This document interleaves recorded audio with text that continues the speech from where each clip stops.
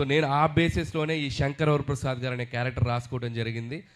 And పేరు కూడా అదే పెట్టడం జరిగింది. అండ్ నిజంగా చిరంజీవి గారిలో ఉన్నటువంటి ఒక ఫన్ టైమింగ్, చిరంజీవి గారిలో ఉన్నటువంటి ఒక న్యాచురల్ ఎక్స్ప్రెషన్స్, రియాక్షన్స్ అన్ని ఈ సినిమాలో బాగా ఎక్స్ప్లోర్ చేసాం. నేను రాసిన దానికంటే నేను చెప్పినప్పుడు నా ఎగ్జిక్యూషన్లో చిరంజీవి గారు దాన్ని ఇంకా 100 times చాలా ఇంప్రూవ్ బెటర్ అయిపోయింది ఆయన పెర్ఫార్మెన్స్ తోటి. మీ అందరికీ తెలుసు ఆయన ఎంటర్టైన్మెంట్లో దిగితే ఎలా ఉంటుందో తెలుసు కదా. రఫ్ ఆడించేస్తారంట. ఏం ఆడిస్తారు?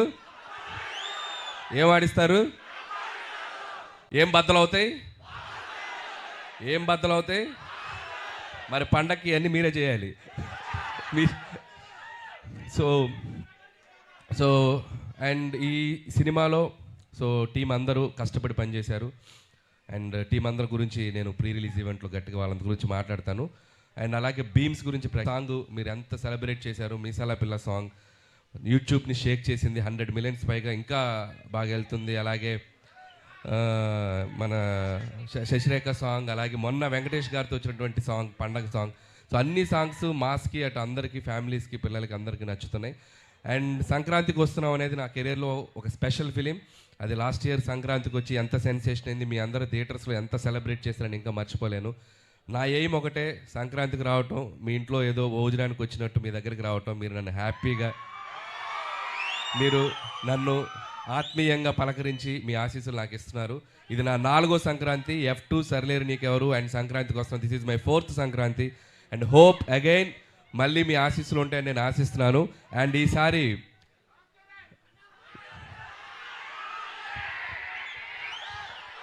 రామ్ చరణ్ గారిదా యూట్యూబ్ షేక్ చేస్తుంది కదా చికిరి, వస్తున్నారు పెద్ద.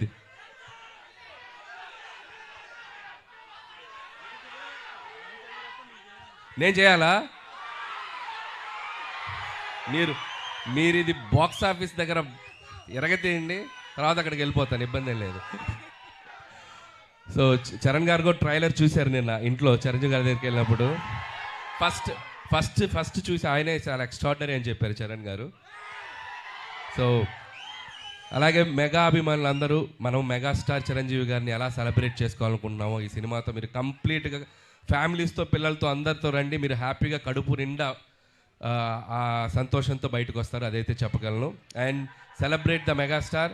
సో మెగాస్టార్ గారి అభిమానులు, అలాగే మన కళ్యాణ్ బాబు గారి అభిమానులు, చరణ్ బాబు గారి అభిమానులు, అలాగే ఆల్ తెలుగు ఇండస్ట్రీని ముందుకు తీసుకెళ్ళి ఆ ఇద్దరు స్టార్స్ని ఎంతో కొంత మనం చూస్తూ పెరిగాం. అలాంటి స్టార్స్ని ఒకే ఫ్రేమ్లో చూడాలనుకునేది ఒక అద్భుతమైన ఇది.